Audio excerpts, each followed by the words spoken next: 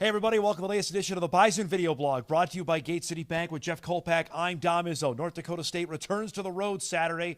Another matchup in the land of Lincoln. This time, Southern Illinois comes calling as the Salukis off a bye week, trying to keep its postseason hopes alive as they welcome in the Bison. The last time NDSU was there, of course, the ill-fated game in February of 2021 when the 39-game win streak went to a complete thud. They have played since, obviously, Jeff, last year in the postseason here in Fargo. That was a big Bison win, and you can't underestimate how big a game this is for SIU on Saturday. Well, they're playing for their playoff life. Yes. There's no doubt about it. And plus, the Salukis will have a week off. Yeah. So they'll have another 5-6 days to figure something else out that they're going to give NDSU. I would expect they'd throw everything into this game. I mean, why wouldn't you? But then again, NDSU, they get everybody's best shot anyway. Every time. I mean, that's just the way it is. And so I'll be interested to see what they do. And they got a dynamic quarterback. He's unconventional, right? Yes. How about that term? 5'9", 204. I mean, he's a different look. Wow. He has arm looks, sidearm, overhand, maybe underhand. Who knows what we're going to see on Saturday. But if you're NDSU, you got to expect anything. The Salukis lost their last two games before the bye week, Jeff. They lost in Vermillion, and then Northern Iowa hung on, and despite a Hail Mary that came about a half yard short, the Panthers won that football game. And this has been we've talked about them, I feel like we've talked about all season long. They've been so schizophrenic. They started off this season, they gave up 64 points to Incarnate Word. They lost to SEMO at home after that. Now, both of those teams are going to be in the FCS playoffs, so there's no shame in that. It's how they lost those games that got our attention. Unexplainable. Yeah, unexplainable would be the best term I could give it. I looked at that Incarnate Word game, and we both watched that, and you're just wondering, this is a veteran team in SIU. Yes. What's going on here? They got guys that have been playing. They have over 50 guys who are in their 4th, 5th, or 6th year of school. I mean, this is not a rookie team by any means, and yet they're still struggling in some areas. They're toward the bottom in passing defense, but they are number 9 in rushing defense. And so that's if you're a SIU fan, Mike Lear, that means you have a good chance of matching a strength versus strength there. Yeah, that's intriguing to see how that's going to play out. Their pass defense, though, has been gettable. Northern Iowa threw for almost over 300 yards in the game 2 weeks ago in Carbondale. Meanwhile, for this Bison unit, they come in off a big win over Western Illinois. They did what they had to do against the Leathernecks. And it's not like this game is chump change for the Bison. A ton at stake here, including a top 4 playoff seed if they can win out their last 2 games. Yeah, you talk about all what SIU has in store if it wins or loses. Right. NDSU, you're still looking for that first-round bye. You got 2 losses. 3 losses puts you in danger, I think, this year. You're in the conversation, definitely. Of hitting the road on Thanksgiving or hosting on Thanksgiving for sure. And so there's certainly a lot at stake. But I also see this team starting to go like this a little bit. I'm seeing that on offense. I think the days of limiting the pitch count on carries on running backs are over. I would imagine Hunter Lipke will be fair game for as many as he needs. Tamarick Williams, we saw that last week, that he had 12 carries. Yep. The only second time this year he's had double-digit in carries. So I think you're seeing this team start to ramp it up a little bit. The other guy to ramp it up was Cole Wisniewski. He played 36 snaps in the game against Western Illinois, and I thought that was double what he did against Illinois State. I thought he might stay at the same amount, so clearly he's going in that direction, talking about ramping up, and that will be a necessary guy against the SIU's wide receivers are dynamic. And we saw Logan Kopp a little more, too. Yeah, SIU, we'll talk about the Cox brothers, or the twin brothers they're in their 6th year of school, and they've been around, and they're pretty dynamic. And so it's going to be an NDSU strong in the back end too. Yes. So there's some strength on strength here we're going to see on Saturday. It's really going to be fascinating to see how this plays out, and knowing full well what's at stake for both teams. SIU loses, its playoff hopes are done. The Bison lose, as Jeff mentions, they're thrown into the conversation of potential teams that would play on Thanksgiving weekend. It adds a whole other additive to this mix of really what could happen. The interesting part, and I circled this game in the preseason because I thought this would be the game the Bison would lose. I thought they would beat Arizona. I thought they would beat South Dakota State.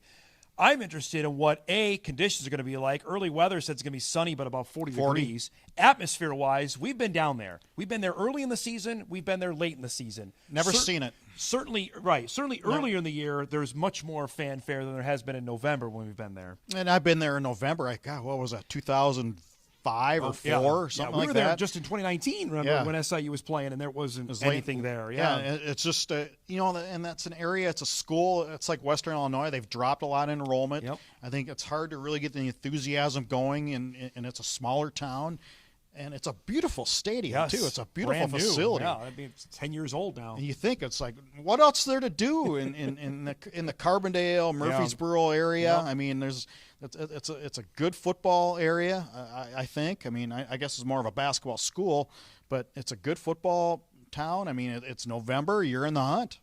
It's going to be fascinating to play out. So South Dakota State has already clinched the automatic bid to the postseason. They wrap up Saturday with Illinois State. The Bison can share the conference title. That's as best they can do, and that's only if the Jackrabbits were to lose another game. SDSU's going for an unbeaten conference record here Saturday. I don't see them stumbling against Illinois State. Either. I think Illinois State, now that they're out of the equation, that I would imagine the Jacks at home should win pretty comfortably. There's one team we should talk about. That's Youngstown State. We mentioned them when they came here for homecoming, and they lost after they opened with 2 straight wins. They lost 3 in a row. Now Kolpack, they've won 4 in a row, and suddenly they're in the playoff discussion. For Doug Phillips, this is, I think, way ahead of schedule of what he had planned there in Youngstown. And I think they have the best running back in FCS, in Jaleel McLaughlin. Yes. I just think he's the guy. I know he's not leading the FCS in rushing. He's getting toward the top, but I think he's the best. Yeah. And when you have the best running back in November, when the conditions are not as good and it's not conducive to throwing the ball everywhere, when you have a guy like Jaleel McLaughlin, you're a threat to make the playoffs. We got to talk some hoops because it's opening night for the college basketball season. Both the Bison men and women are in action on the road. The Bison men in Arkansas. The Bison women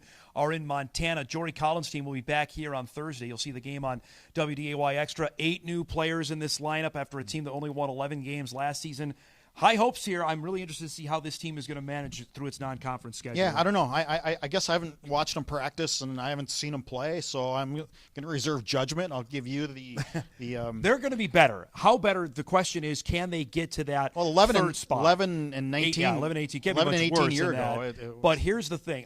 Can they get to third, which is where they were at a couple years ago, and maintain that? That's the question I have for them this year. I think there's a real chance that could happen. And if you could just be competitive with the South Dakota States and the South Dakota, I think SDSU's loaded this year. Yeah. They're going to win a ton of ball games. USD may come down a little bit. New coach there. They lost their 3 studs. It's not like they're bad, but I don't think they're going to be Sweet 16 good like they were last year. David Richmond's team plays against Arkansas tonight, team that made it all the way to the Elite 8 last year. Then it's Kansas, the defending national champions, on Thursday. This is quite the lineup for the Bison men to start the season. And playing a guy, Eric Musselman, leading Arkansas, I was pretty familiar with the Minnesota area. That Dave's team grew on me in the exhibition opener as the game wore on. I mean, at the first half, these true freshmen are just getting their feet wet and just getting used to having a game. Yep. I thought in the second half, the Waddles kid, and when Dave after the game said he's perhaps one of the best offensive players I've coached, I'm here. He said, what did you say?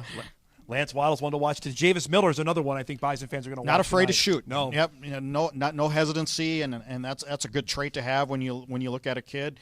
Andrew Morgan looks different to me as a center, and just changed himself a little bit. Looks more like a Division I basketball player. The hair's grown out, so he definitely looks like the mountain. And we haven't even talked about Grant Nelson. You have Grant Nelson, maybe one of the best players in the Summit League. Yeah, I would take maybe out of it. I think he is the best player in the Summit League, and they're still going to get healthy, too. Des McKinney's going to get back. Damari Wheeler-Thomas, another guy to keep an eye on, who's out early on. He'll be back probably by December. Another freshman that I think David Richmond's high on that can make an impact on this team this year. Yeah, they need a point guard. And I think, that was one thing that was evident to me, that you're looking for that dynamic point guard. With McKinney's, again, out that injury. To depend on a true freshman there, though, might be a little much. It's a lot to ask. Yep. But they're depending on a couple other true freshmen. And I think the Summit League race, South Dakota State has come back to the pack. Oral Roberts lost its big man, Elijah Lufile, just a couple weeks ago, went pro. The Jacks are still very good, but they don't have that Douglas Wilson. As much as everybody wants to hammer on Baylor Shireman, Wilson was the guy that killed the Bison. He was really good underneath, yes. And they don't have that. So I'm interested to see how this race, Kansas City, I think, is going to take a step back after they had a really good year last year. Bison, who knows? By the end of February, they could be in the top 4 consideration of the Summit League. Well, and that's how Dave grows his team. Always ascending. Yep. It's going to be fun to watch. That's tonight on ESPN Plus and SEC Network Plus. Bison game at Southern Illinois comes up at 1 o'clock on Saturday. Bison game day will get you started live 10 a.m. on WDAY. And, of course, the football game coming up at 1 o'clock. Jeff will be there, myself, a cast of thousands as the Bison try for another road win against Southern Illinois. For Jeff Kolpack, I'm Dom Izzo. That's the latest Bison Video Blog brought to you by Gate City Bank.